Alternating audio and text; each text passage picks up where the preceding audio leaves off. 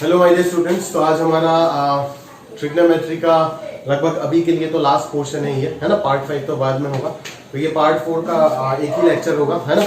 तो चलिए देखते हैं। ज्यादा थियरिटिकल कोई पोर्शन नहीं है इस चैप्टर में, है ना। हाइट एंड डिस्टेंस, ठीक है।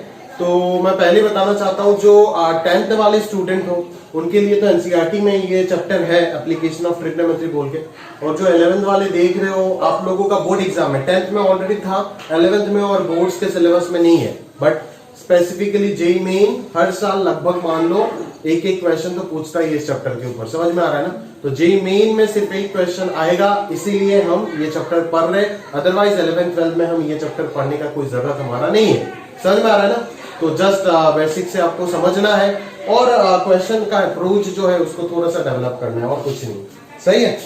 तो चलो शुरू करते हैं चैप्टर। ज्यादा दो कंसेप्ट, पहला है दो कंसेप्ट, उस चीज को अगर समझ जाओगे तो हो जाएगा काम, और कुछ नहीं चाहिए, ठीक है।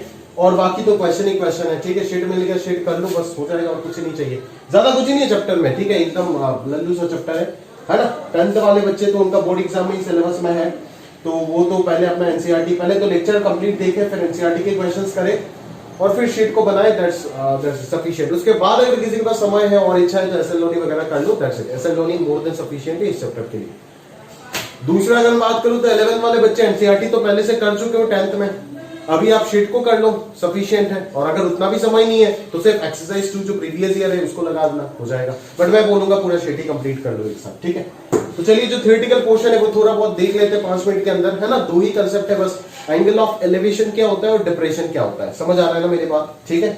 तो ये दोनों चीज अगर आपको समझ में आ जाता है तो और कुछ नहीं चाहिए, है ना। तो एंगल ऑफ एलिवेशन आपको समझना है और एंगल ऑफ डिप्रेशन आपको समझना है, ठीक है। क्लियर है। तो बस इसको एक्सप्लेन करते हैं प्रॉपर्ली। तो कैसे एक्सप्लेन करें, एंगल ऑफ एलिवेशन क्या होता है। देखो जैसे कि मैं अभी आपको देख रहा हूं, नहीं, आप मान लो थोड़ा सा ऊपर चले गए, है ना, 2nd फ्लोर पे चले गए, तो आपको देखने के लिए मेरे को ऐसे डील करना पड़ेगा ना आपको, ठीक है।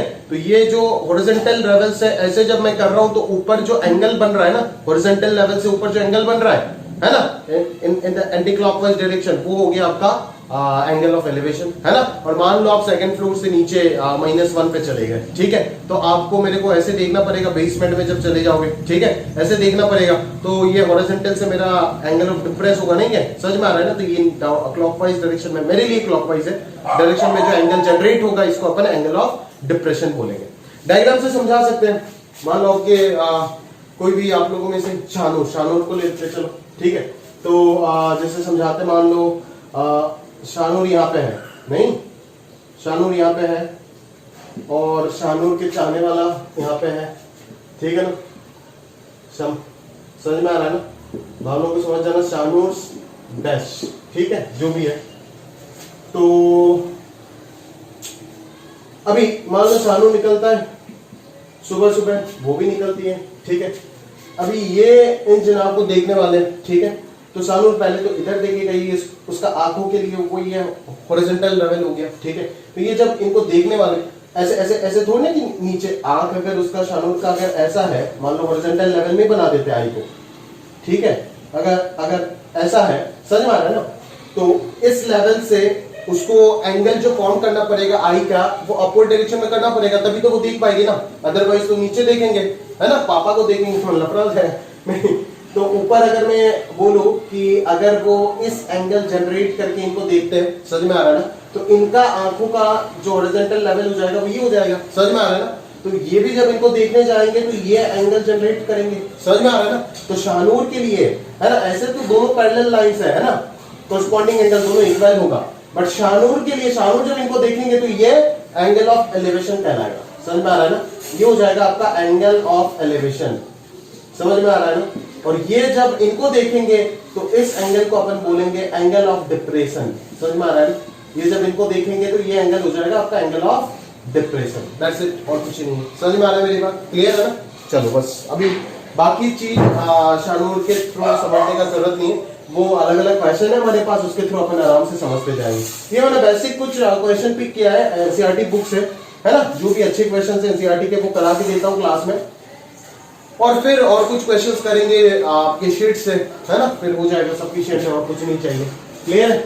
चलो, तो बाकी यहाँ पे ज्यादा प्रैक्टिस आपको करना है ना। मैं बस दिखा के दे दूंगा कि कैसे एग्जैक्टली सोचते हैं, कैसे इस प्रॉब्लम को हम लोग डिजाइन करते हैं। बाकी आराम से एकदम सिंपल चैप्टर है, कोई भी बच्चा कर सकता है। ठीक है, चलो तो शुरू करते हैं पहले सवाल के साथ। देखो, तो यहाँ पे थोड़ा बहुत लैंग्वेज वगैरह लिखना पड़ेगा। मैं एक आध क्वेश्चन में लिख करके दिखा दूंगा एग्जैक्टली कैसे लिखता है। नेमिंग वगैरह, ज्योमेट्री का नेमिंग वगैरह करना होगा। 11th वालों को नहीं बोल रहा हूँ, 10th वालों को बोल रहा हूँ। ठीक है, आप लोगों को करना पड़ेगा थोड़ा बहुत मेहनत। ठीक है, क्योंकि बोर्ड एग्जाम में जब भी आंसर लिखेंगे थोड़ा बहुत डिस्क्राइब करना होगा प्रॉपरली, अदरवाइज दिक्कत हो जाएगा। नहीं, चलो तो क्या बोला है देखो, from a point P on the ground the angle of elevation of the top of a 10 metre tall building is 30 degree. समझ आ रहा है? चलो, from a point P on the ground, ठीक है, ये मेरा ग्राउंड है मान लेते हैं। फिगर बनाते हैं, है ना। ये चैप्टर फिगर के ऊपर है। फिगर जिसने सही सही बनाया उसका सवाल बनेगा, फिगर जिसने नहीं बना पाया वो मतलब उसको बहुत प्रॉब्लम होने वाला है। ठीक है, सवाल कितना बनेगा उससे उसका कोई गारंटी मैं नहीं दे सकता। ठीक है, तो ग्राउंड में कोई भी एक पॉइंट है P, ठीक है ना। बोल रहा है कि from a point P on the ground the angle of elevation, elevation मतलब क्या, ऊपर देखेगा या नीचे? ऑब्वियसली ऊपर देखेगा। समझ में आ रहा है ना? क्लियर है? The angle of elevation of the top of a 10 metre tall building. यहाँ पे कोई भी एक बिल्डिंग है मान लेते हैं, है ना। इसका बस मैंने बॉर्डर ड्रॉ किया है 10 मीटर, ठीक है ना। कंफ्यूज मत हो जाना कि सर एक लाइन में कौन सा बिल्डिंग ड्रॉ कर दी, नहीं, मैंने इसका बॉर्डर ड्रॉ कर रखा है। ठीक है, तो 10 metre top of the building का angle of elevation from this point क्या होगा? टॉप ऑफ बिल्डिंग का angle of elevation from this point, ये क्या हो जाएगा? ये वाला एंगल हो जाएगा। समझ में आ रहा है ना? जो कि कितना है? 30 डिग्री है। जो कि कितना है? 30 डिग्री है। समझ में आ रहा है मेरी बात? A flag is hoisted at the top of the building. इस बिल्डिंग के ऊपर एक फ्लैग लगा हुआ है, इसको मैं रेड पेन से बना रहा हूं, फ्लैग लगा हुआ है, ठीक है। और इस फ्लैग का top the building and the angle of elevation of the top of the flag step, flag step का टॉप का angle of elevation from the same point P is 45 degree. ठीक है, तो इस फ्लैग स्टेप का top point जो होगा, इस पॉइंट का angle of elevation from the same point, that is this angle, is going to be 45 degree. समझ में आ रहा है ना? क्लियर है? तो अपने को क्या निकालना है? Find the length of the flag step and distance of the building from P। मतलब आपको ये वाला डिस्टेंस निकालना है और length of the flag step that is ये निकालना है। क्लियर है? समझ में आ रहा है ना? तो पूरा ज्योमेट्री बना दिया, प्रॉब्लम समझ में आ गया कि प्रॉब्लम चाहता क्या है हमसे। जैसे ही प्रॉब्लम समझ आ गया, अकॉर्डिंगली हम सॉल्यूशन पे काम कर सकते हैं। ठीक है, तो सबसे पहले जो भी लिखना है तो आप लिख सकते हो। अभी कैसे लिखना है एक क्वेश्चन में लिखा करके दे रहा हूं, ठीक है ना। बाकी सब मैं सॉल्व करके दूंगा तो आप आराम से खुद से लिखोगे। मैं पहले ही बता रहा हूं, बोर्ड एग्जाम में बिना कुछ लिखे सिर्फ अगर नेमिंग करके कर दोगे तो आपका 1 या 1.5 नंबर तो काट देंगे वो लोग। ठीक है, तो ध्यान से देखिएगा, ये डायग्राम साइड में होगा। ऑब्वियसली इस पॉइंट को P बोल के दिया है तो इसके साथ छेड़खानी मत करो, इसको P ही रहने दो, है ना। इसको मैं बोल देता हूं, मान लो A बोल देता हूं, इसको B बोल देता हूं और इस पॉइंट को C बोल देता हूं। ठीक है, क्लियर? चलो, तो मान लेते हैं कि late AB be the height of building, AB be the height of building, ठीक है, and BC be the length of the flag step, length of, ठीक है। तो BC तो दे दिया है ना। in such a way that AP denotes the distance of the building from point P, the distance of the building from point P। इस तरीके से आप लिख सकते हो, ठीक है ना। क्लियर है? तो अभी आप गिवन इंफॉर्मेशन लिख दो। क्या है? AB दिया हुआ है 10 मीटर, एंगल BPA दिया हुआ है 30 डिग्री एंड एंगल CPA दिया हुआ है 45 डिग्री। क्लियर? समझ में आ रहा है? तो अभी दो लेंथ तो कंसीडर करना होगा। इसको निकालना है तो इसको x मीटर मान लो, ये भी निकालना है तो ये y मीटर मान लो। ठीक है ना, वाई मीटर मान सकते हो, हाँ मान लो कोई दिक्कत नहीं, ठीक है, अदरवाइज नहीं मानने से चलेगा। तो let BC is equal to x metre and AP बराबर y मीटर, ठीक है। तो अभी बस ट्रिग्नोमेट्री लगाना है सिंपल सा, ठीक है। कहां पे, दो ट्राइंगल, जितना ट्राइंगल जनरेट हो रहा है उतना ट्राइंगल में लगा दो, है ना। एक फेमस फिगर इस तरीके से नहीं, ऐसे भी जनरेट होता है ना। इस चैप्टर में बड़ा फेमस फिगर है ये दोनों, ठीक है। हर प्रॉब्लम में, ज्यादातर प्रॉब्लम में दिख जाता है ये दोनों फिगर, ठीक है। तो प्रॉब्लम यहाँ पे जितना राइट एंगल ट्राइंगल दिखेगा उतना राइट एंगल ट्राइंगल में आप ट्रिग्नोमेट्रिक रेशियो लगा दो, बस हो जाएगा। तो यहाँ पे कितना दिख रहा है, ये वाला एक ट्राइंगल दिख रहा है, ये वाला एक ट्राइंगल दिख रहा है, दोनों पे लगा देंगे, हो जाएगा। यहाँ पे कितना ट्राइंगल दिख रहा है, एक तो हो जाएगा BAP, एक हो जाएगा CAP, ठीक है। तो लिख दो from triangle BAP and triangle CAP we have obviously यहाँ पे हम tan का डाटा यूज करेंगे, किसका, tan वाला रेशियो का। क्यों, क्योंकि हाइपोटेन्यूज का कोई इंफॉर्मेशन मेरे पास नहीं है। अगर हाइपोटेन्यूज को इंफॉर्मेशन नहीं है तो सारे के सारे बेस और परपेंडिकुलर से रिलेट करना होगा, और बेस और परपेंडिकुलर का रिलेशन कौन देता है, tan तो देता है ना। तो इन दोनों ट्राइंगल से आप इजीली बोल सकते हो tan of angle BPA is equal to BA by AP, ठीक है, and tan of angle CPA is equal to CA by AP, clear है। तो यहां से tan कितना आ जाएगा 30 इज इक्वल टू BA कितना 10 डिवाइडेड बाई y हो जाएगा।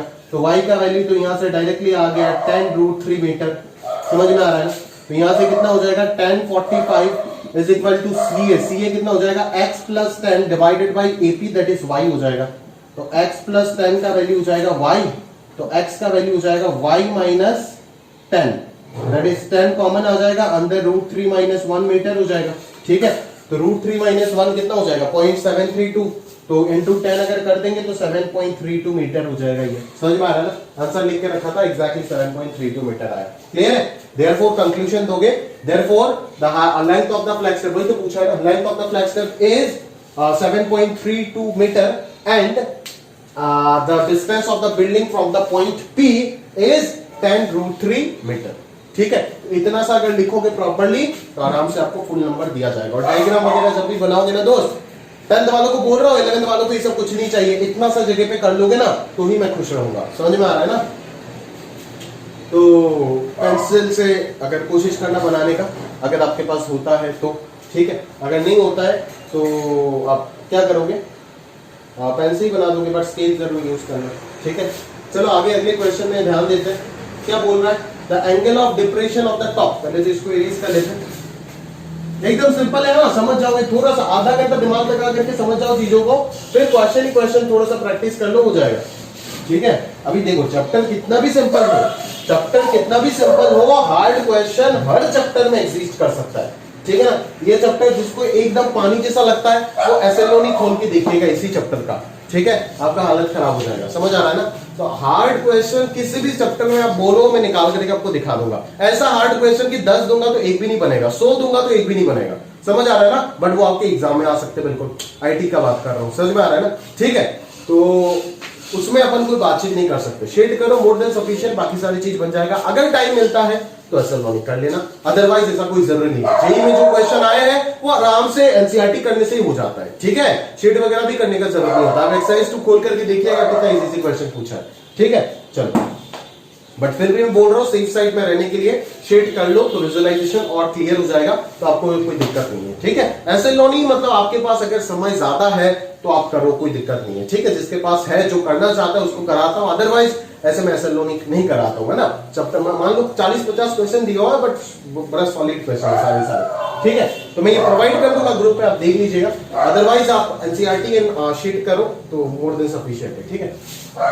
आगे देखते हैं, the angle of depression of the top and bottom of an 8 metre tall building. अच्छा, एक बिल्डिंग है, 8 मीटर है इसका हाइट, ठीक है।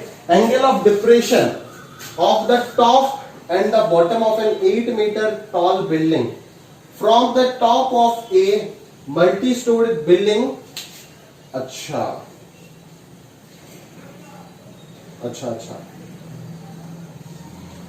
समझ गया। एंगल ऑफ डिप्रेशन बोल रहा है, angle of depression of the top and bottom.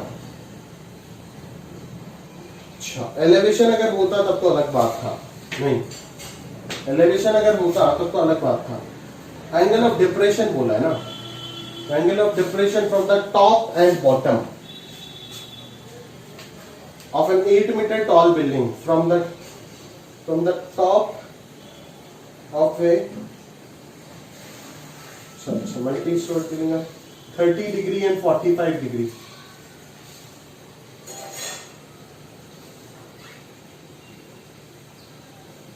समझ गए? यहाँ पे दो बिल्डिंग का खेल है।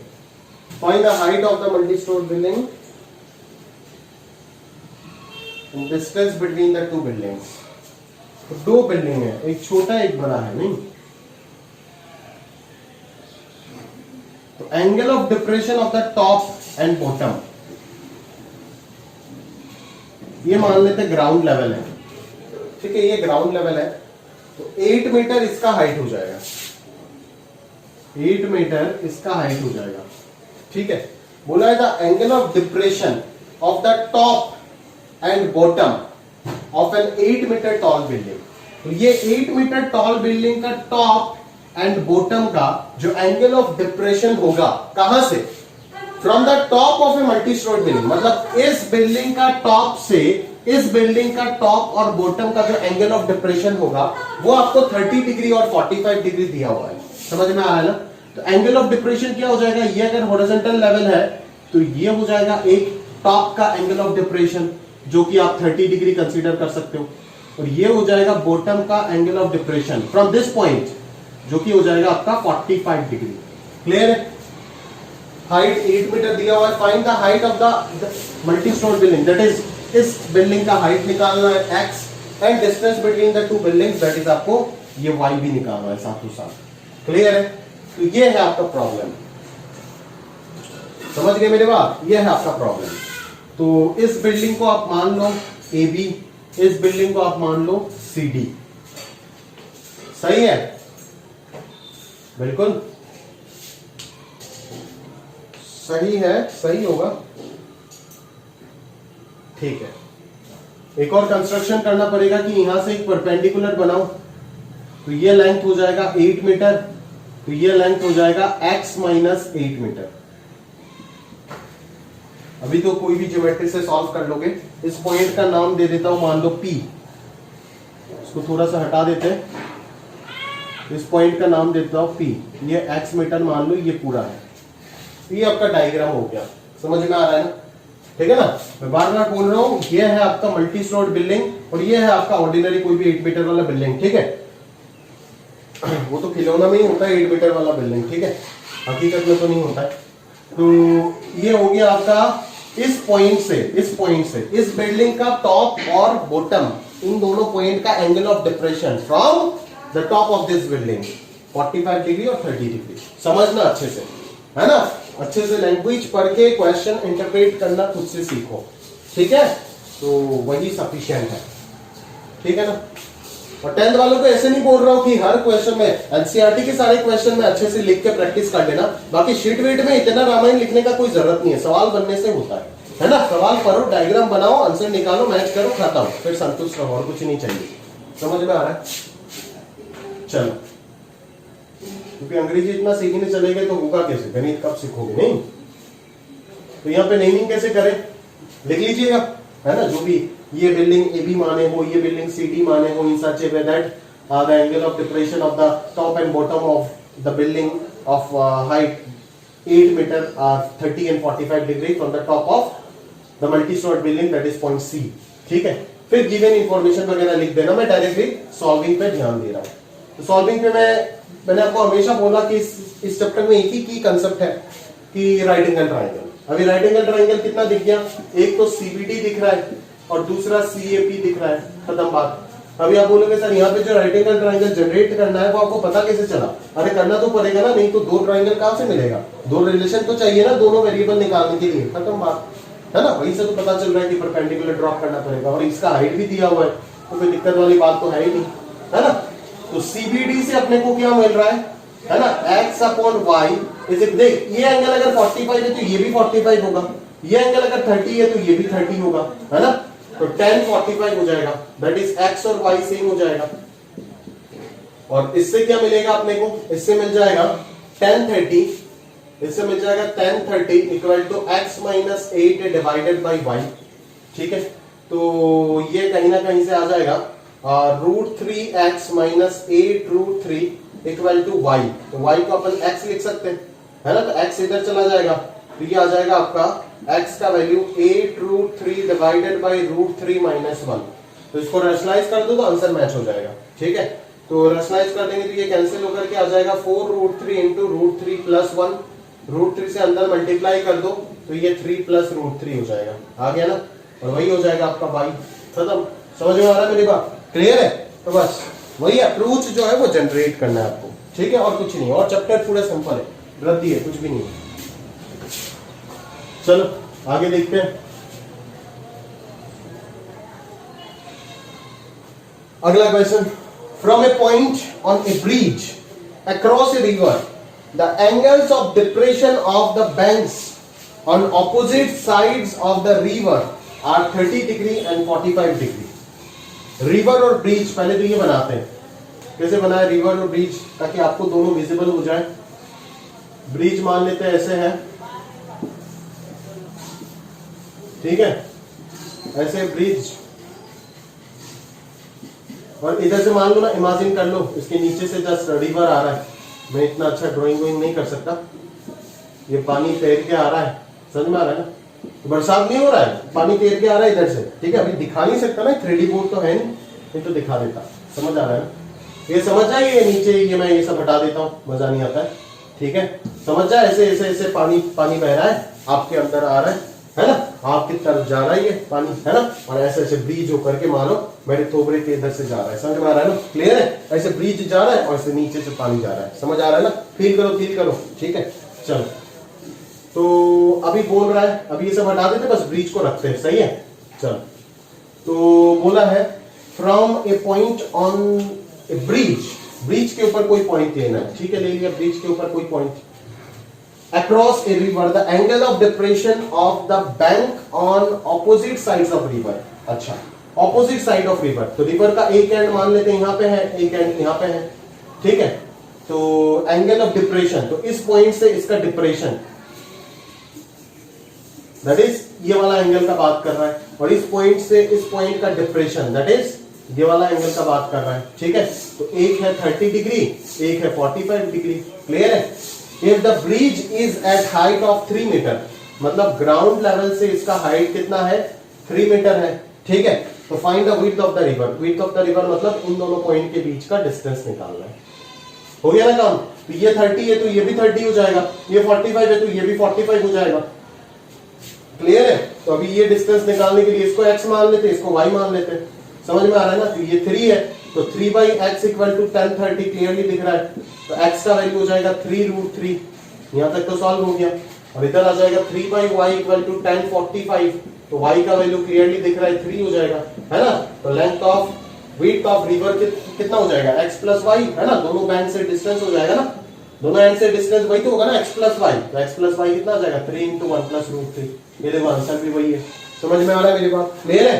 बस हो गया, ठीक है ना? बस क्वेश्चन का लैंग्वेज को पकड़ के डायग्राम में इंटरप्रेट करना, उसमें 80% मेहनत है, और सॉल्विंग तो कोई भी कर लेगा यहाँ पे, ठीक है ना, कोई भी कर लेगा सॉल्विंग। ठीक है, तो आपका जो काम है, मेजर जो काम है वो ये है ना, शीट में जो बात कर रहा हूं, है ना, बाद में बोलोगे सर समय नहीं हो रहा है, समय नहीं हो रहा है, अबे समय होगा जब तरीके से सोच के करेंगे, नॉलेज गैदर करना है। ठीक है, अपने को अंग्रेजी नहीं सीखना है शीट को करके, समझ में आ रहा है ना? ठीक है, तो प्रॉपरली सवाल देखो, डायग्राम बनाओ, रफ में सॉल्व करो, बस आंसर आ गया, खुश, मुझे तो और कुछ नहीं चाहिए। ठीक है, और इसी तरीके से करोगे तो टाइम के अंदर सब कुछ कंप्लीट होगा।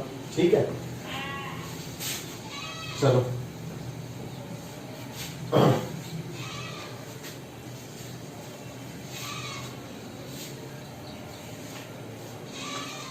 सॉल्यूशन बना करके रखने के लिए बोलता हूं, ताकि आगे अगर कभी वो सवाल आप करने बैठे और भूल गए तो आपको सॉल्यूशन मिले, तब आपको भटकना ना पड़े मेरे पास या फिर दोस्तों के पास, इसीलिए बोलता हूं। ठीक है, तो इसीलिए आप थोड़ा सा अच्छे से लिखोगे तो ही बन जाएगा, है ना? रफ में करो तो एकदम हैंडराइटिंग जो गंदा कर देना, ऐसी जरूरी थोड़ी है, कम जगह पे खत्म करना है चीजों को, समझ में आ रहा है? ठीक है, अगर ऑर्डिनरी सॉल्यूशन लिखने में गए तो एक क्वेश्चन एक पेज लग जाएगा, ठीक है, बट एक पेज में भी 3 क्वेश्चन कर देना है ना, उस तरीके से करना है। चौथा क्वेश्चन, ए 1.2 मीटर टॉल गर्ल, 1.2 मीटर का टॉल गर्ल, ठीक है, पूरा हाइट बना नहीं दे सकते थे,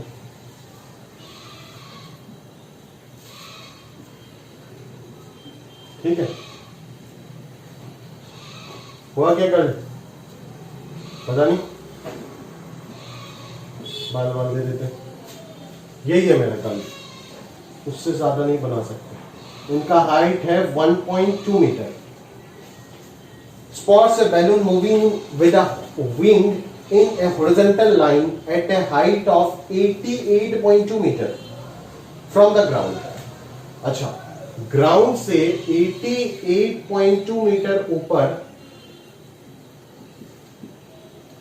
क्या बोला है, एक बैलून है ना, स्पॉट्स, अच्छा ठीक है, तो एंगल ऑफ एलिवेशन वगैरह देना चाहिए ना, दिया है क्या आगे, अच्छा दिया है, angle of elevation of the balloon from eyes of the girl at any instant is 60 degree. After some time the angle of elevation reduces to 30 degree. तो एंगल ऑफ एलिवेशन अगर रिड्यूस करके 30 डिग्री हो जाता है, मान ले पहले balloon इस जगह पे था, इसी हाइट पे इस जगह पे था बैलून, तो ये है उनका आई लेवल, तो ये एंगल पहले था क्या क्या था रे भाई, 60 डिग्री। बाद में अगर ये रिड्यूस होकर के 30 डिग्री होता है तो ऑब्वियसली क्या होगा, आईडी अगर इसी सवाल को पूछेगा आपको क्या करेगा पता है आपको, एक ऑप्शन में दे देगा कि बोलो बैलून किस विंड किस तरफ चल रहा है, ये भी सवाल पूछ सकते हैं ना यहाँ पे। एंगल ऑफ, आप इस पैराग्राफ को पढ़ करके समझ में आ रहा है ना कि हवा किस तरफ चल रहा है, समझ में आ रहा है ना मेरे बात, क्योंकि अगर थोड़ी देर बाद जाकर के एंगल ऑफ एलिवेशन डिक्रीज हो रहा है मतलब ये बैलून आगे जाएगा, नहीं आ रहा है, अरे ये बैलून आगे जाएगा ना, आगे नहीं जाएगा क्या ये बैलून, अगर आगे नहीं जाएगा तो ये एंगल ऑफ एलिवेशन डिक्रीज कैसे होगा, अगर ये पीछे इस डायरेक्शन में आता है टुवर्ड्स द गर्ल आता है तब तो ये एंगल ऑफ एलिवेशन इंक्रीज होना चाहिए, अगर यहाँ पे आएगा तो एंगल ऑफ एलिवेशन इंक्रीज होगा ना, ये एंगल बढ़ेगा, समझ में आ रहा है ना, तो as angle of elevation decrease हो रहा है तो डेफिनेटली ये आगे जा रहा है। तो आईटी अगर इस सवाल को पूछता तो एक ऑप्शन में जरूर वो लोग देगा कि बोलो कि विंड वेलोसिटी किस डायरेक्शन में है, विंड वेलोसिटी किस डायरेक्शन में है, अवे फ्रॉम द गर्ल, समझ में आ रहा है ना, क्लियर है, वो इस पैराग्राफ को पढ़ के समझ में आता है, ठीक है। तो इस तरीके से अपना दिमाग को चलाया करो, आगे जाकर के ये बलून इस जगह पे जा रहा है और यहाँ पे जाने के बाद इसका एंगल ऑफ एलिवेशन 30 डिग्री हो रहा है, ठीक है।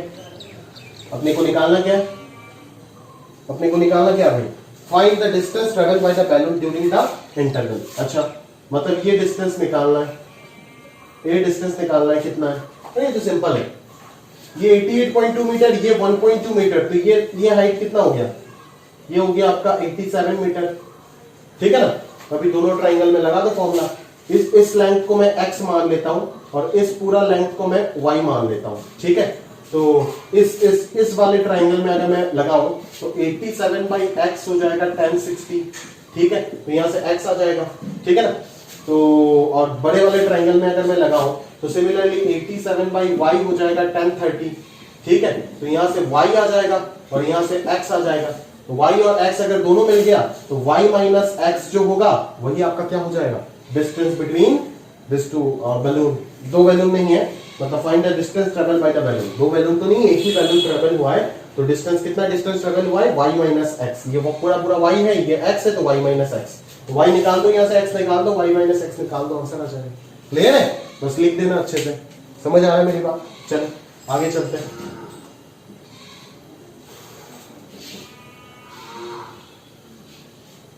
आगे चलते हैं, अगला question number 5, a straight highway leads to the foot of a tower, a man standing at the top of the tower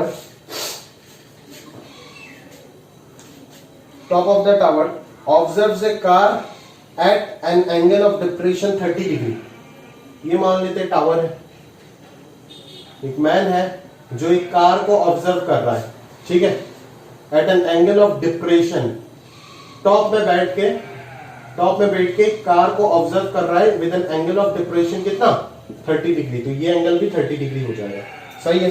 आगे क्या बोलता है, which is approaching to the foot of the tower, मतलब ये कार इस direction पे जा रहा है, वही uniform speed 6 second later the angle of depression of the car is found to be 60 degree.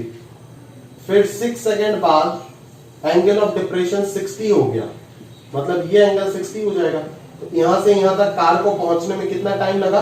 6 second लगा, और वो definitely foot of the tower की तरफ जा रहा है। तो निकालना क्या है? Find the time taken by the car to reach the foot of the tower from this point. कौन सा पॉइंट भाई? कौन सा पॉइंट से निकालना है?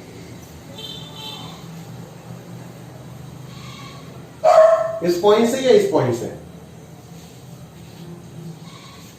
Standing on the top of the tower, observes a car at an angle of depression 30 degree which is approaching the foot of the tower with a uniform speed।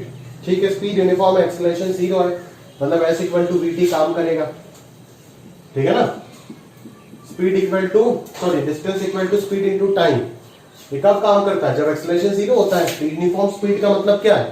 कि speed constant है, that is acceleration 0 है, change in speed नहीं है, मतलब ये काम करेगा। ये हर जगह पे काम नहीं करता है, ठीक है।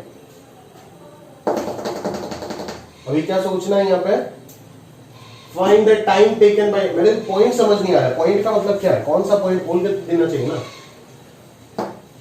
ये पॉइंट या फिर ये पॉइंट। फाइंड द टाइम, भगवान जानिएगा। चलो निकालते, जो भी करते कुछ ना कुछ करते पहले। ये 30 डिग्री पता चल गया, ये 60 डिग्री पता चल गया। यूनिफॉर्म स्पीड से जा रहा है, स्पीड मान लेते v है, स्पीड मान लेते v है, ठीक है। Find the time taken by the car to reach the foot of the tower from this point, ठीक है। तो ऑब्वियसली यहां से यहां तक ही टाइम पूछा होगा, ठीक है ना, है ना। पहले यहां से यहां तक टाइम निकाल के देखते हैं, यहां से ही पूछा होगा, इस पॉइंट से ही पूछा होगा, प्रिसाइज करके लिख के नहीं दिया मेंशन। तो क्या करेंगे सबसे पहले अपन लोग? हाँ, अपन इस डिस्टेंस को x मान लेते हैं और इस डिस्टेंस को y मान लेते हैं, ठीक है। हाइट ऑफ द टावर कुछ दिया हुआ है? हाइट ऑफ द टावर कुछ नहीं दिया है क्या? हाइट ऑफ द टावर को h मान लेते हैं, कुछ भी नहीं दिया, सिर्फ एंगल दिया है। तो ठीक है, तो पहले तो आपको पता चल रहा है कि h बाई एक्स हो जाएगा 1030, ठीक है ना। और दूसरे बार आपको ये पता चल रहा है कि h बाई वाई हो जाएगा 1060, ठीक है। तो अभी यहां से यहां तक जाने में उसको 6 सेकंड लगता है। स्पीड मैंने कंसीडर कर लिया v, तो 6 इंटू v क्या हो जाएगा? इन दोनों पॉइंट के बीच का डिस्टेंस हो जाएगा ना, that is x minus y हो जाएगा, ठीक है। तो आपको क्या निकालना है? आपको निकालना है इस पॉइंट से इस पॉइंट तक का टाइम कितना लगा। तो टाइम, आप पॉइंट का नाम वगैरह दे देना। Time from this point two this point क्या हो जाएगा? ये वाला डिस्टेंस डिवाइडेड बाय स्पीड। तो स्पीड तो कांस्टेंट ही है, यूनिफॉर्म स्पीड है, स्पीड तो v ही रहेगा, और ये वाला डिस्टेंस कितना है? y है। आपको निकालना है y बाई v का वैल्यू। तो y बाई v का value using this three equation कैसे निकालना है? x को और h को एलिमिनेट करना होगा। तो x का वैल्यू सबसे पहले हम निकाल देते हैं, h √3h हो जाएगा x का वैल्यू, समझ में आ रहा है ना। तो h का वैल्यू आ गया, h का वैल्यू आ गया यहां से x बाई √3, यही चीज यहां पे पुट कर देते हैं। तो h इक्वल टू आ जाएगा √3y। अभी h का वैल्यू पुट कर दो, x by √3 equal to √3y। तो यहां से क्लियरली समझ में आ रहा है कि x का वैल्यू हो जाएगा थ्राइस y, ठीक है। तो थ्राइस y यहां पे डाल दो तो यहां पे ट्वाइस y हो जाएगा, समझ में आ रहा है ना।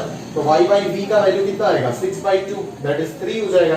तो t कितना आ गया? 3 सेकंड आ गया, समझ में आ रहा है ना। आंसर भी 3 सेकंड है, क्लियर है, समझ में आ रहा है। तो इस पॉइंट से यहाँ पे फुट में पहुंचने में उसको कितना समय लगेगा वो आपको निकालने बोला है, जो सिंपल ट्रिग्नोमेट्री लगा करके आपने निकाल दिए, ठीक है, क्लियर है। ओलंपियाड ज्योमेट्री में ट्रिग्नोमेट्री एक बहुत इंपॉर्टेंट रोल प्ले करता है, खैर इररिलेवेंट टॉपिक है। चलो ये समझ गए ना, ठीक है ना। तो ध्यान से कीजिएगा सवाल को, है ना। अच्छा क्वेश्चन है बेसिक्स के लिए, बट है रद्दी सवाल ही, ठीक है। थोड़ा सा सोचोगे तो आराम से निकाल दोगे खुद से, है ना। तो s इक्वल टू vt वगैरह ये सब क्लियर रहना चाहिए। ये सब हमेशा अप्लाई नहीं कर सकते, है ना। ये तभी अप्लाई हो सकता है जब एक्सेलरेशन 0 है, ठीक है। मतलब पार्टिकल यूनिफॉर्म स्पीड से चलना चाहिए, कांस्टेंट स्पीड से। स्पीड अगर वेरी करता है तो दिक्कत हो जाएगा। स्पीड अगर वेरी करता है तो एक्सेलरेशन दिया हुआ रहना पड़ेगा, है ना, एक्सेलरेशन कांस्टेंट आएगा। और एक्सेलरेशन अगर वेरिएबल हो गया तो सिलेबस में ही नहीं है। आगे चलते हैं। The angle of elevation of the top of a tower from 2 points at a distance of 4 meter and 9 meter from the base of a tower and in the same straight line, क्या बोल रहा है कुछ समझ नहीं आया। The angle of elevation of the top of a tower, सिर्फ tower tower tower कुछ नहीं है क्या? The angle of elevation of the top of a tower, इस पॉइंट का एंगल ऑफ एलिवेशन कहां से?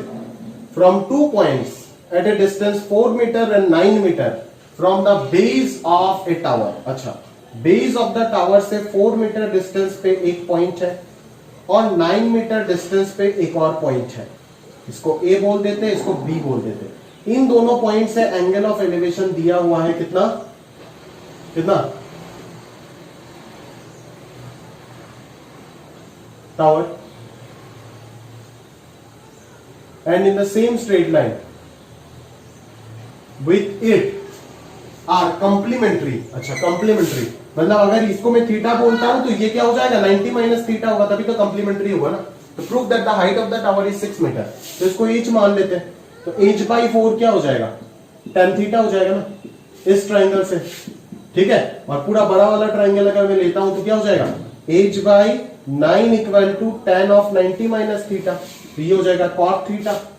ठीक है, तो ये 1 ये 2, इक्वेशन 1 और 2 को मल्टीप्लाई कर दो तो h स्क्वायर बाई 36 आ जाएगा, tan theta into cot theta 1, तो h का वैल्यू प्लस माइनस 6 आएगा। But as h is greater than 0 तो h को आप 6 मीटर ही कंसीडर करोगे, क्योंकि ये लेंथ को इंडिकेट कर रहा है, लेंथ का कोई डायरेक्शन नहीं है, नेगेटिव नहीं हो सकता। ठीक है, तो ये प्लस होगा हमेशा। समझ आ रहा है ना? तो आगे समझ में आ रहा है ना? तो वही चीज बस प्रॉपर्ली लिख लीजिएगा, एकदम सिंपल है लिखना। ठीक है, और अगर कहीं पे लिखने में कोई दिक्कत आ रहा है या फिर लिखने के बाद आपको थोड़ा सा डाउट लग रहा है कि क्या ये करेक्ट है, एग्जैक्टली कंसीडर होगा या नहीं, तो मेरे को फोन कर दीजिएगा, साथों साथ मैं चेक कर दूंगा। ठीक है, ज्यादा दिक्कत वाली बात नहीं है। तो ये एनसीईआरटी के कुछ क्वेश्चन करा दी। अभी 10th वाले बच्चे आप अपना एनसीईआरटी पूरा बुक का सारे एग्जाम्पल एक्सरसाइज, एक ही एक्सरसाइज है और सारे एग्जाम्पल आराम से सॉल्व कर सकते हो, करो, बढ़िया से हो जाएगा। जो डाउट है वो डिस्कस कर दूंगा। ठीक है, और अभी मैं शीट से कुछ क्वेश्चन कराता हूँ, फिर आप लोग शीट भी कर लीजिएगा। ठीक है, और 11th वाले सिर्फ शीट करोगे तो भी हो जाएगा। सही है, चलो देखते हैं शीट का। तो चलिए अभी और कुछ अच्छे सेट ऑफ प्रॉब्लम्स देख लेते हैं आपके शीट से, है ना? तो पूरा चीज और अच्छे से समझ आएगा, है ना? विजुअलाइजेशन और अच्छे से क्लियर हो जाएगा। ठीक है, तो शुरू करता हूँ। मैंने कुछ 7-8 प्रॉब्लम ले रखा है शीट से, है ना? रिमेनिंग बहुत सारे प्रॉब्लम्स दिए हुए आपके प्रैक्टिस के लिए, आप आराम से कीजिएगा। एक बार सवाल हो जाएगा, प्रैक्टिस हो जाएगा, बस और कुछ नहीं चाहिए। ठीक है, एकदम कम मेहनत में नंबर लेने वाला चैप्टर है। ठीक है, चलो पहला सवाल देखते क्या बोला है। मैं लिखूंगा नहीं, ज्यादा थेरी वेरी सॉल्व करूंगा, डायग्राम पे प्रॉपर ध्यान दूंगा, जो कॉन्सेप्ट है उसमें ध्यान दूंगा, बाकी इंग्लिश का जो काम करना है वो आप कर लेना। A tree is broken by the wind, the top struck at the ground at an angle of 30 degree and at a distance of 30 metre from the root, find the whole height of the tree. ठीक है, तो यहाँ पे एक tree है जो आपको consider कर लेना है x मीटर, क्योंकि already height of the tree निकालने के लिए बोल दिया ना, तो हाइट मान लो x मीटर। अभी क्या हुआ है, हवा चलता है बहुत तेज और ये ट्री बीच में से टूट जाता है, टूट के इसका आधा हिस्सा जो है वो गिर जाता है ऐसे। तो बस इसको रखा दिखाने के लिए कि ये वाला पार्ट ब्रेक हुआ और ऐसे गिर गया। मान लो ये थोड़ा और ऊपर कर लो, सही है। चलो, तो tree is broken by the wind, the top of the tree struck the ground at an angle of 30 degree. तो ये एंगल क्या बना रहा है, 30 डिग्री बना रहा है। ठीक है, at an angle of 30 degree struck the ground, ground को स्ट्रक कर रहा है at an angle of 30 degree. ठीक है, ये एंगल नहीं दिया है 30, ये दिया है 30। चलो, at a distance of 30 metre from the root, और ये किस डिस्टेंस पे स्ट्रक किया, रूट तो ये होगा, तो इससे 30 मीटर डिस्टेंस पे स्ट्रक हुआ। ठीक है, तो find the whole height of the tree. ठीक है, तो whole height of the tree निकालना है, तो ट्री का हाइट क्या होगा बोलो ना, कि इतना सा हिस्सा तो गिर गया, इतना सा हिस्सा तो गिर गया। जैसे अगर मैं इसको x मीटर ना मान के इसको a बोल देता हूं, b बोल देता हूं, इसको c बोल देता हूं, इसको d बोल देता हूं, तो ट्री का हाइट क्या होगा, ac होगा। तो ac को मैं क्या लिख सकता हूं, ab प्लस bc। अभी ab वाला जो हिस्सा है वही तो गिर के ये हो गया ना, हाइपोटेन्यूज बन गया, दैट इज ab को मैं bd लिख सकता हूं, तो bd प्लस bc हो जाएगा। नाउ बीडी को अपन क्या बोल सकते हैं, है ना, इजीली बेस के साथ डील करो, तो DC by BD must be equal to cos 30। Again BC चाहिए आपको, तो बीसी बाई सीडी जो होगा, बीसी बाई सीडी जो होगा वो कहां से मिलेगा, tan 30। तो बीडी को मैं क्या लिख सकता हूं, बीडी को लिख सकता हूं सीडी sec 30 प्लस बीसी को मैं क्या लिख सकता हूं, बीसी को लिख सकता हूं सीडी tan 30। तो सीडी कॉमन चला गया तो अंदर आ जाएगा sec 30 will be your 2/√3 and tan 30 is 1/√3। तो ये 3/√3 हो गया, दैट इज √3 हो गया, और सीडी का वैल्यू 30 है, तो ये आंसर आ गया 30√3 मीटर हो गया हाइट ऑफ दैट ट्री। समझ आ रहा है ना? तो जस्ट अकॉर्डिंगली सोचना है और इसको सॉल्व करते जाना है, ठीक है। तो ज्यादा दिक्कत वाला सीन नहीं है, आराम से थोड़ा सा मेहनत करोगे हो जाएगा। बस क्वेश्चन को अच्छे से पढ़ना है, उसका अंग्रेजी को समझना है एंड डायग्राम में इंटरप्रेट करना है, that's it. Right angle triangle अपना बन जाएगा, सॉल्व कर दो, ठीक है, और कुछ नहीं।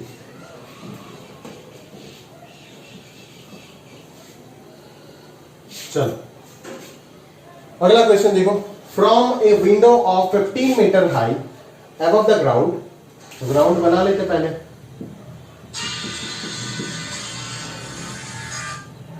छोड़ो दीप, बाद में कॉल करो, वीडियो बना लेते हैं। From a window 15 metre high, 15 metre high above the ground, अच्छा ग्राउंड से 15 मीटर ऊपर है, in a straight the angle of elevation and depression of the top and the foot of another house। अच्छा मतलब यहां पे एक बिल्डिंग है, 15 मीटर हाई पे विंडो है, समझ में आ रहा है ना, 15 मीटर हाई पे विंडो है, बाद में कर रहा हूं, 15 मीटर हाई पे विंडो है, समझ आ रहा है। तो ground in straight the angles of elevation and depression of the top and the foot of the another house on the top side of the straight are 30 degree and 45 degree. तो just मान लो बीच में से straight है, तो opposite side of the straight में एक और बिल्डिंग है, तो इस बिल्डिंग का टॉप और बॉटम का एंगल ऑफ डिप्रेशन और एलिवेशन दिया हुआ है। तो एलिवेशन एंड डिप्रेशन बोला है 30 एंड 45, तो एलिवेशन हो जाएगा 30 डिग्री और डिप्रेशन हो जाएगा 45 डिग्री, दैट इज ये वाला एंगल हो जाएगा 45 डिग्री। तो एंगल ऑफ एलिवेशन हो गया 30, डिप्रेशन हो गया 45 डिग्री, ठीक है, respectively. Show that the height of the opposite house is, तो इस हाउस का हाइट निकालना है, दैट इज ये वाला h निकालना है, क्लियर है। तो यहां से ये तो पता ही चल गया कि ये 15 मीटर है ना। अभी ये 15 और 45 डिग्री के हेल्प से ये बेस निकाल दो, और ये बेस और 30 डिग्री की मदद से ये वाला हाइट निकाल दो, फिर इसको निकाल के 15 के साथ ऐड कर दो तो हाइट ऑफ द बिल्डिंग आ जाएगा, ठीक है, हो गया ना, एकदम सिंपल है। आपको शो करना है 23.66 तो आ जाएगा। अभी इसमें 1045 हो जाएगा 15, तो ये भी 15 ही हो जाएगा, है ना, और दिस अपॉन 15 इज 1030, तो इसका वैल्यू क्या हो जाएगा 15/√3 हो जाएगा, है ना। तो 15 प्लस 15/√3 यही हो जाएगा आपका आंसर, जो कि 23.66 है। क्लियर है, समझ आ रहा है ना, बस वही चीज है। आगे बढ़ते, चलिए आगे बढ़ते। The angle of elevation of a jet plane from A on the ground is 60 degree. The angle of elevation of a jet plane from capital A on the ground, ठीक है, ग्राउंड मान लेते हैं। Angle of elevation of a jet plane from capital A on the ground, मान लेते हैं ये point capital A है ऑन द ग्राउंड, और जेट प्लेन कुछ यहां पे है, तो इस पॉइंट से इस जेट प्लेन का angle of elevation 60 degree, clear है। After a flight of 30 second, 30 second के लिए वो फ्लाई किया किस डायरेक्शन में, the angle of elevation changes, कुछ दिया नहीं है तो हॉरिजॉन्टली मानना पड़ेगा, वो बलून वाला क्वेश्चन किया था ना उसी के अकॉर्डिंग, बट इस क्वेश्चन में थोड़ा सा चेंज करने का, ट्विस्ट करने की कोशिश किया। तो एंगल ऑफ एलिवेशन चेंज होकर के 30 डिग्री बन गया, मतलब ये अवे फ्रॉम द पॉइंट जाएगा या टुवर्ड्स द पॉइंट जाएगा, ऑब्वियसली ये अवे फ्रॉम द पॉइंट जाएगा, तभी तो एंगल ऑफ एलिवेशन डिक्रीज होगा ना। तो ये कितना हो गया, डिक्रीज होकर के 30 डिग्री, कितना सेकंड बाद, 30 सेकंड बाद, टाइम है 30 सेकंड, इस पॉइंट से इस पॉइंट पे पहुंचने में टाइम लग गया 30 सेकंड। चलो if the jet plane is flying at a constant height of 3600 √3 metre, मतलब ये हाइट सेम बैलून वाला क्वेश्चन है, 3600 √3 metre, find the speed of the jet plane, इसका स्पीड निकालना है, बस स्पीड वगैरह इंक्लूड कर दिया। तो अगर मैं स्पीड v मान लेता हूं तो ये डिस्टेंस कितना हो जाएगा, vt हो जाएगा ना, तो ये pq वाला डिस्टेंस कितना हो जाएगा, s equal to vt, that is 30v हो जाएगा, ठीक है ना। तो अभी यहां से परपेंडिकुलर खींचो, यहां से परपेंडिकुलर खींचो, इसको m बोलो, इसको n बोलो, क्लियरली आप am का वैल्यू लिख सकते हो ना, PAM ट्राइंगल से क्या लिख सकते हैं, tan 60 equal to PM by AM, PM is your 3600 √3, तो यहां से AM आ जाएगा, ठीक है। अगेन QAN ट्राइंगल से tan 30 का वैल्यू हो जाएगा QN, that is 3600 √3 divided by AN, तो यहां से AN आ जाएगा। AM और AN अगर पता चल गया तो PQ को मैं क्या लिख सकता हूं, PQ को लिख सकता हूं ना MN के इक्वल, PQ क्या हो जाएगा, MN के इक्वल हो जाएगा ना। And what is MN, MN is AM minus AN, sorry AN minus AM equal to 30V, तो AN का वैल्यू रख दो यहाँ पे, AM का वैल्यू रख दो, तो यहाँ से सिंप्लीफाई होकर के V आ जाएगा, खत्म बात, क्लियर है, समझ में आ रहा है ना। तो आप देख रहे हो सिंप्लीफिकेशन एकदम डिफिकल्ट नहीं है, सिंपल सा चीज है कि क्वेश्चन को पढ़ना है, अंग्रेजी समझना है और डायग्राम बनाना है। डायग्राम जिसने बना लिया उसके लिए ये सब डिफिकल्ट है ही नहीं, क्लियर है, समझ आ रहा है। आगे बढ़ते चलिए, आगे बढ़ते हो, अच्छे से समझते हैं चीजों को। चलो अगला क्वेश्चन देखते हैं। Two station due south of leaning tower, leaning tower समझते हो, अगर नहीं समझते हो तो देखिएगा गूगल करके, ठीक है। लीनिंग टावर क्या है ना, 7 वंडर्स में आता है ना, इस टाइप ऑफ थोड़ा सा टेढ़ा रहता है ये, है ना, वर्टिकल से थोड़ा सा एंगल में रहता है, समझ में आ रहा है ना, ऐसे होता है लीनिंग टावर। ये मान लेता हूं ग्राउंड, ऐसे बना हुआ है लीनिंग टावर, ठीक है। तो two station due south of a leaning tower, leaning tower का साउथ से, साउथ वाले डायरेक्शन में, due south, that is leaning tower का ड्यू साउथ, कोई भी डायरेक्शन मान लेता हूं, ये वाला ही साउथ है आपका, कोई दिक्कत नहीं है, ठीक है, ये वाला ही साउथ मान लेता हूं, है ना, सॉल्व करने से मतलब है।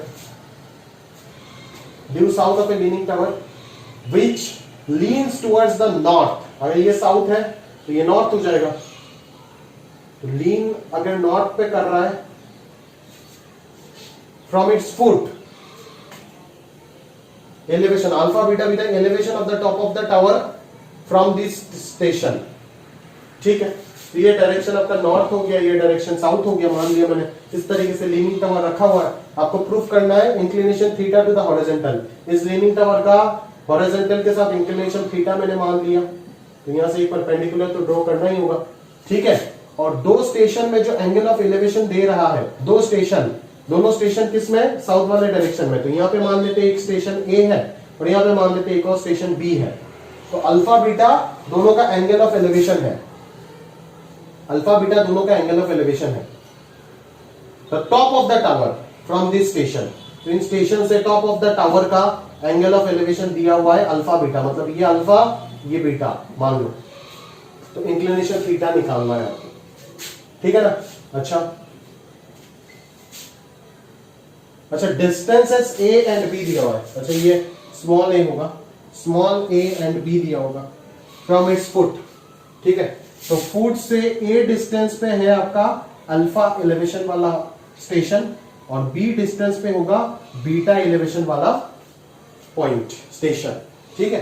तो ये लीनिंग टावर है जो हॉरिजॉन्टल के साथ थीटा एंगल में है और इसका जस्ट साउथ वाले डायरेक्शन में किसी दो स्टेशन है, उन दोनों स्टेशन से इस टावर का टॉप का angle of elevation alpha beta है।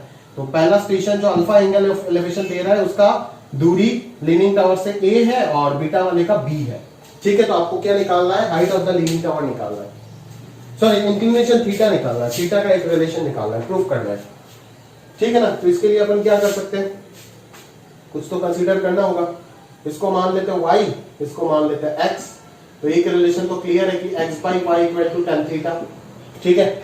चलो सेकंड ट्राइंगल में जाओ, सिर्फ राइट एंगल ट्राइंगल ढूंढना है और कुछ नहीं, राइट एंगल ट्राइंगल सेकंड में x बाई a प्लस वाई हो जाएगा tan अल्फा और थर्ड वाले पे x by b plus y हो जाएगा tan बीटा, ठीक है।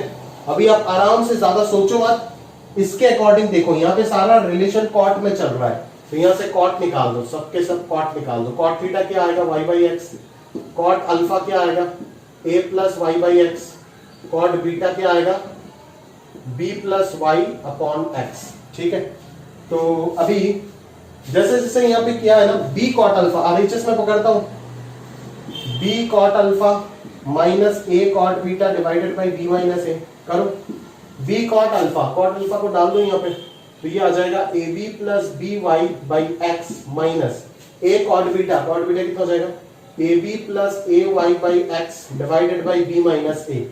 जैसे ही मैं x को एलसीएम लूंगा तो ए बी भी कैंसिल हो जाएगा, नीचे x आएगा, b माइनस ए आएगा, इधर y कॉमन जाएगा, b माइनस ए आएगा। ये वाला फैक्टर कैंसिल, क्योंकि a और b इक्वल नहीं हो सकता है तो आराम से कैंसिल कर सकते हो। ठीक है ना, अगर a और b इक्वल हो गया तो दिक्कत हो जाएगा, एज a और b इक्वल नहीं हो सकता है तो आराम से कैंसिल कर सकते हो। ठीक है, तो ये y बाई एक्स आ गया, and what is your y by x, y by x is your cot theta. तो आ गया ना cot theta equal to this.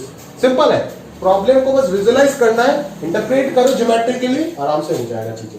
ठीक है, एकदम 2 मिनट का काम है। समझ आ रहा है क्या, क्लियर है ना, बन गया, आगे बढ़ते चलो।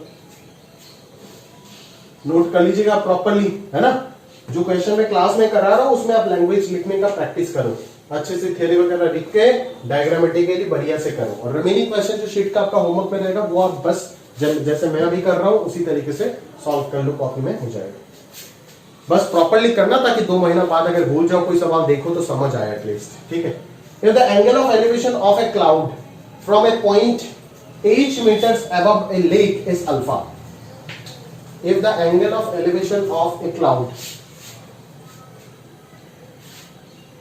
from a point h meter above a lake, ये मान लेते लेक है,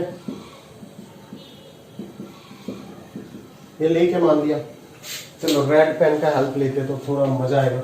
नहीं, ये सरफेस है लेक का। Angle of elevation of a cloud from a point h metre above a lake, cloud है, अच्छा नहीं, पॉइंट होगा h metre above the lake. ये जो पॉइंट है, जिस पॉइंट से एंगल ऑफ एलिवेशन है क्लाउड का, वो h मीटर अबव है लेक से। और क्लाउड मान लो कहीं यहीं पे होगा, इस जगह पे आपका क्लाउड है, तो इस जगह पे जो एंगल ऑफ एलिवेशन होगा ये अल्फा मान लेते हैं, दिया हुआ है।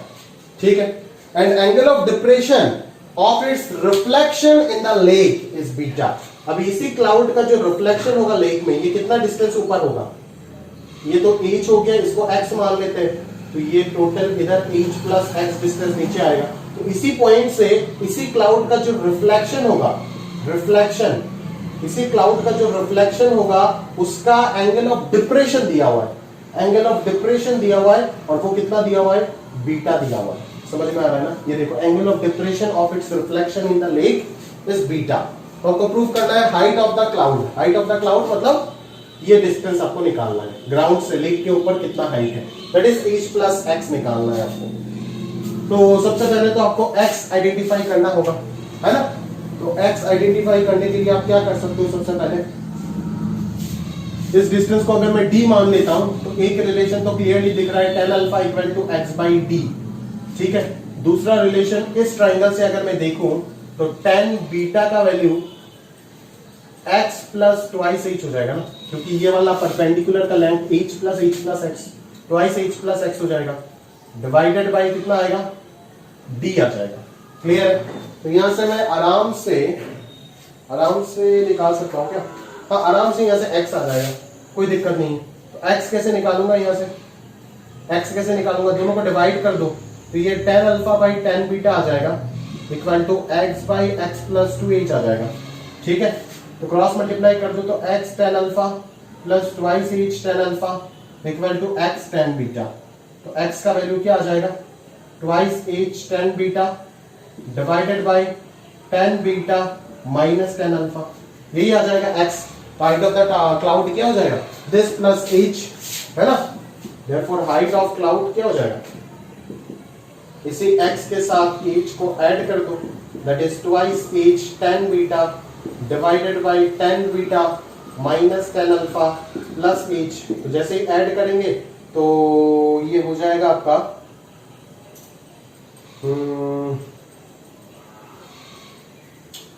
ये क्या होगा,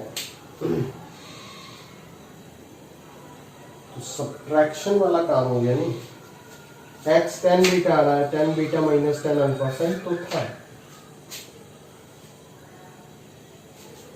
twice H tan beta, oh sorry twice H tan alpha होगा ये, सही ट्वाइस एच टेन अल्फा होगा, तो यहां से आ जाएगा h into tan alpha plus tan beta divided by tan beta minus tan alpha, आ गया, समझ आ रहा है ना, सिंपल सा चीज है, ठीक है, बस हो गया, आगे बढ़ते चलिए अगला क्वेश्चन।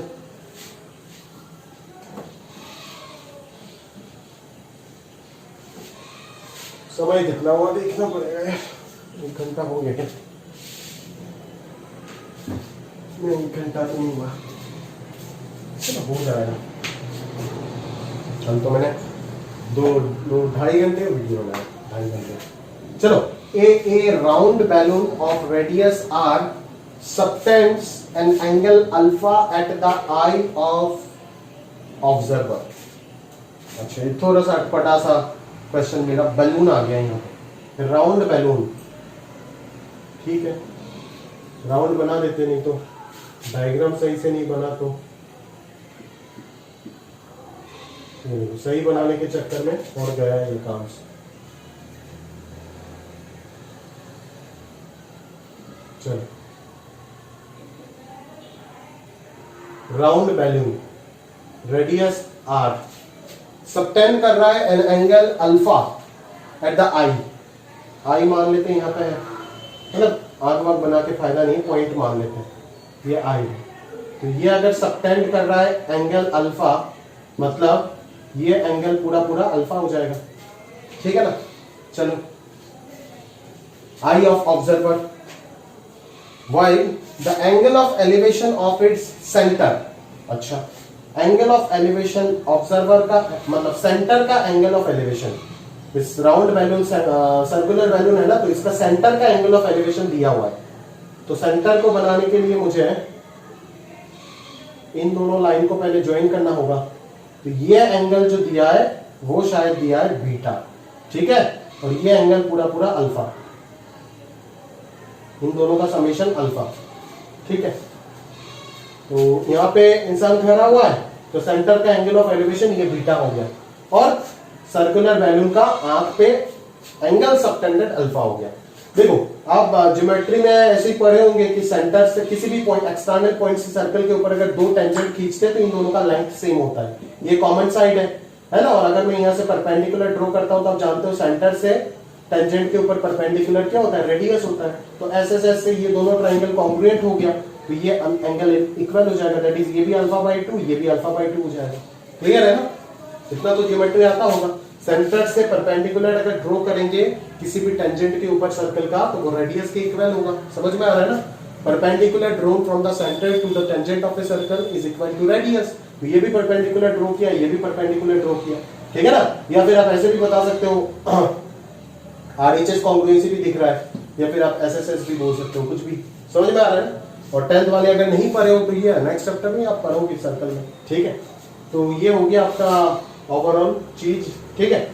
तो अल्फा बाई टू ये बीटा हो गया है ना। चलो अभी क्या बोला है, निकालने क्या बोला है, height of the centre of the balloon, that is centre का हाइट, मतलब ये वाला हाइट निकालने बोला है, ये हाइट निकालने बोला है, ये परपेंडिकुलर नहीं बना है ना, ये बन गया अभी, इसको x मान लेते, चलो ये x निकालने बोला है आपको, कैसे करोगे, कैसे करोगे,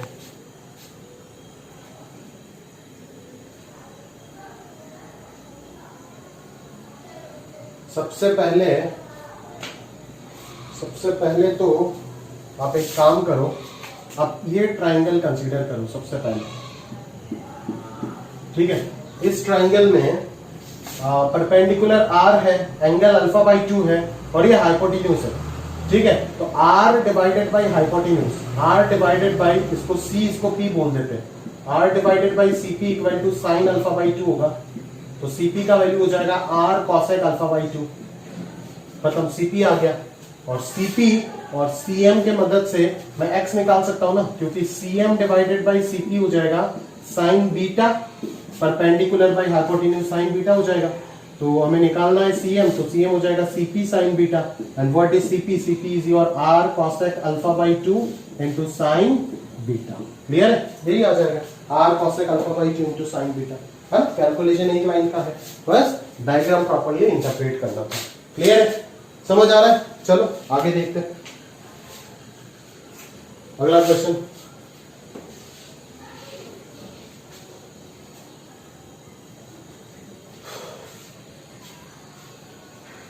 The angle of elevation of a cliff from a fixed point is theta।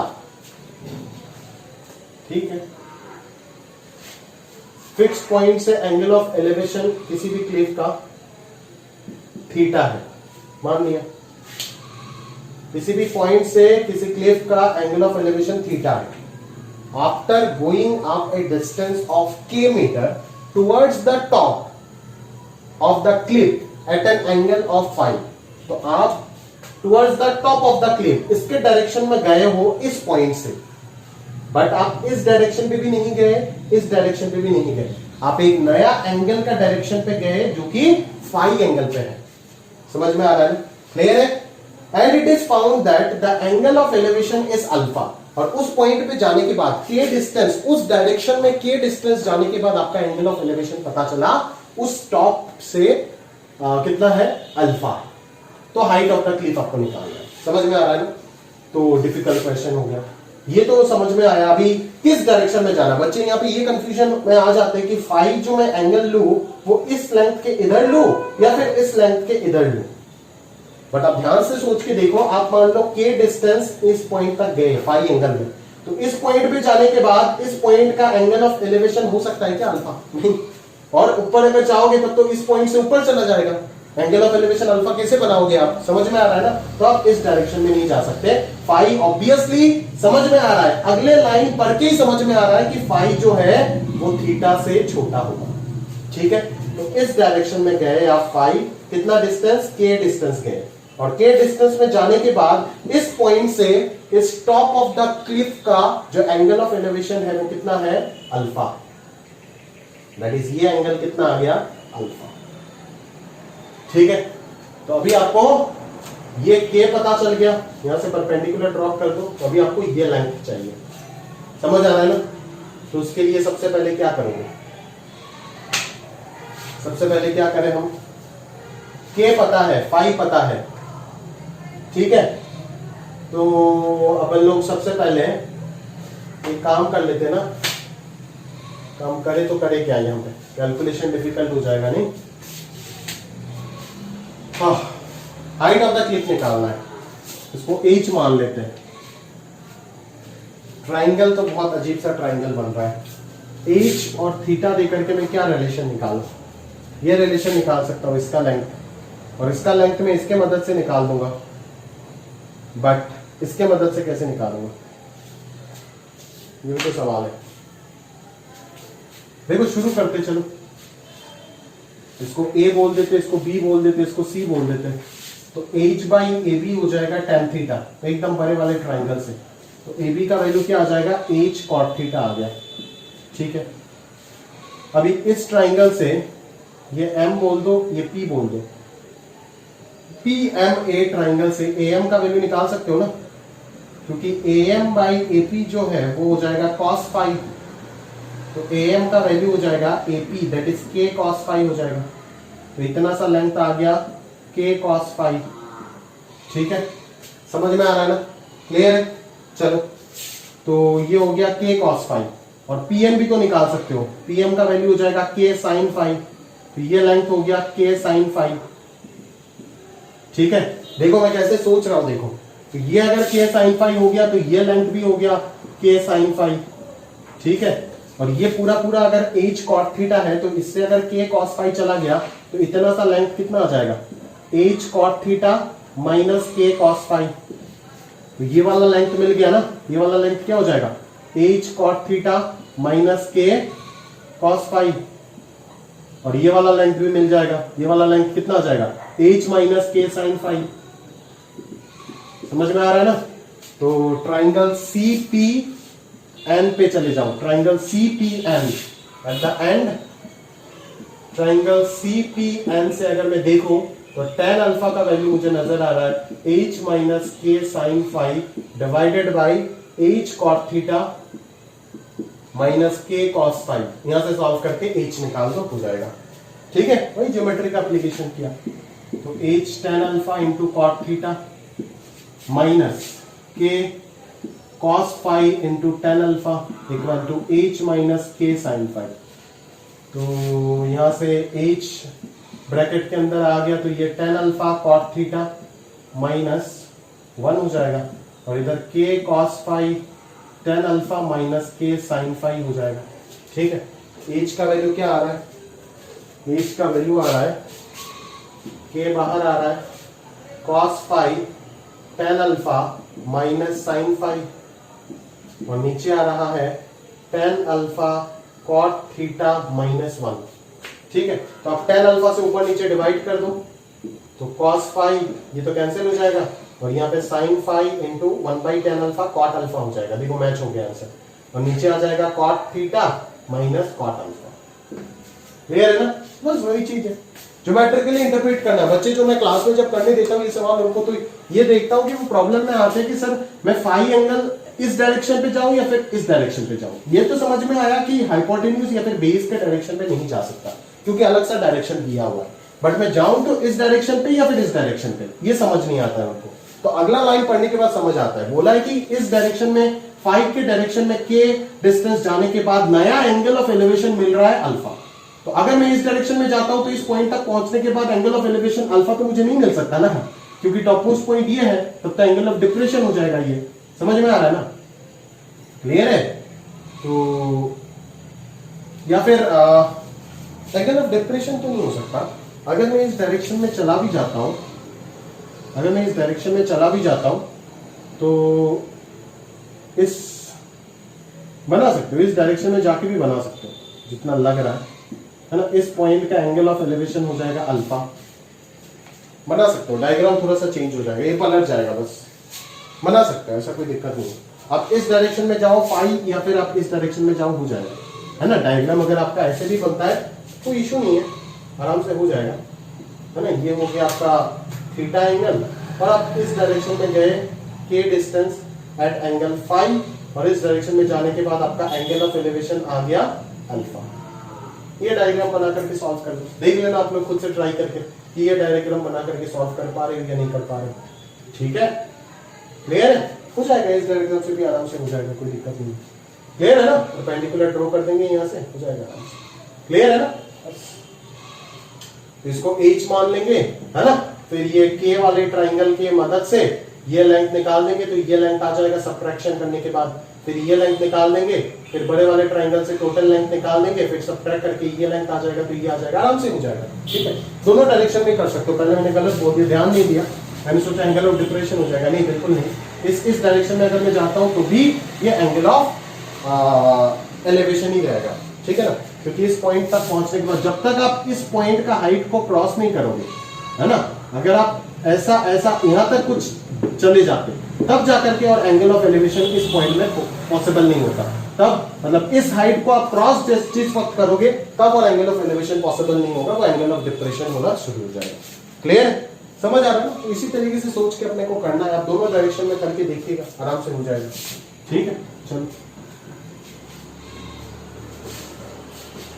Last question देख लेते, चलो फिर आप आजाद। The angle of elevation of the top of a tower from a point A, तो ए कोई भी एक पॉइंट है, top of a tower from point A due south of the tower is alpha. अच्छा, ए तो ये नहीं हो सकता, साउथ नॉर्थ, तो ये डायरेक्शन बनाना पड़ेगा। ठीक है, मान लो टावर इस डायरेक्शन में है, ऐसे पेन की तरह है ऐसे, फिर यहाँ पे आपका ए पॉइंट है, तो इस जगह से ए पॉइंट में ये एंगल ऑफ एलिवेशन बन रहा है अल्फा। ठीक है ना, जैसे मैं टावर को ऐसे बना रहा हूं, बना करके दिखाता हूं, है ना। ये टावर ऐसे नहीं है, ऐसे नहीं है, ये टावर ऐसे है, ठीक है, वर्टिकल टावर है, और ये साउथ के डायरेक्शन में ए पॉइंट में एंगल ऑफ एलिवेशन कितना दे रहा है? अल्फा दे रहा है। ठीक है। And from B due to east, तो ईस्ट के डायरेक्शन में एक और पॉइंट है बी, और उधर वो एंगल कितना दे रहा है, कितना एंगल दे रहा है, बीटा एंगल दे रहा है, ठीक है। और ए बी का वैल्यू आपको डी दे रखा है, ठीक है। तो हाइट ऑफ द टावर निकालना है, दैट इज ये एच का वैल्यू निकालना है। डायग्राम इसी तरीके से बनाना होगा, क्योंकि डायग्राम 3D होगा, 3D डायग्राम आप बना नहीं सकते, इसी तरीके से आपको बनाना पड़ेगा। समझ में आ रहा है ना? आपको मैं समझा देता हूं। मान लो ये मेरा हाथ का सेंटर है, समझ में आ रहा है ना? ये समझना, ये टावर है मान लो, ठीक है, ये टावर है, ये टावर है, ये रेड वाला टावर है।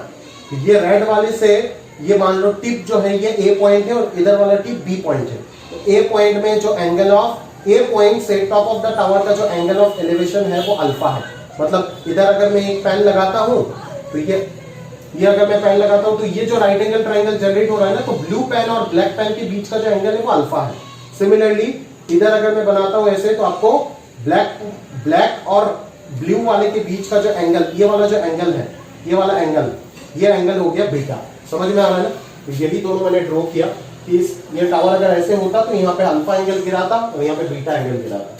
तो ये दोनों का बीच का डिस्टेंस डी दिया हुआ है, तो हाइट ऑफ द टावर निकालना है। तो क्या कर सकते हो, सबसे पहले ये डिस्टेंस निकालो, सबसे पहले ये डिस्टेंस निकालो सबसे पहले, एंड डी के साथ रिलेट करो बाय सिंपल पाइथागोरस। ये डिस्टेंस कैसे निकालोगे?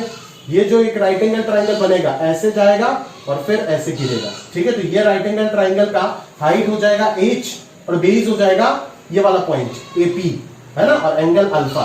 तो h बाई AP हो जाएगा tan अल्फा, तो ये AP का वैल्यू हो जाएगा h cot अल्फा, ठीक है। सिमिलरली इधर अगर मैं बात करूं तो ऐसे h डिवाइडेड बाई BP हो जाएगा tan बीटा, तो BP का वैल्यू हो जाएगा h cot बीटा, ठीक है। तो अभी आप पाइथागोरस अगर लगा देते हो तो यहां से क्या आ जाएगा, h square cot square beta plus h square cot square alpha equal to d square. h का वैल्यू यहां से सिंपली दिख रहा है d divided by under root of cot square alpha plus cot square beta होगा। Clear है? Height आ गया, है ना? प्लस माइनस में से मैंने प्लस को एक्सेप्ट किया।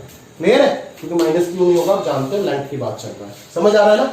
दैट्स इट, यही हो गया आपका पूरा हाइट एंड डिस्टेंस का कंसेप्ट, ठीक है। सफिशिएंट क्वेश्चन मैंने करा दिया, लगभग 15 सवाल के आसपास हो गया, और नहीं चाहिए, अच्छे प्रॉब्लम्स मैंने करा दी क्लास में। अभी आप आराम से शीट को ट्राई करोगे तो रिमेनिंग क्वेश्चन आप बना सकते हो आराम से, कोई दिक्कत वाली बात नहीं है, ठीक है। तो कर लीजिएगा पूरा शीट, है ना।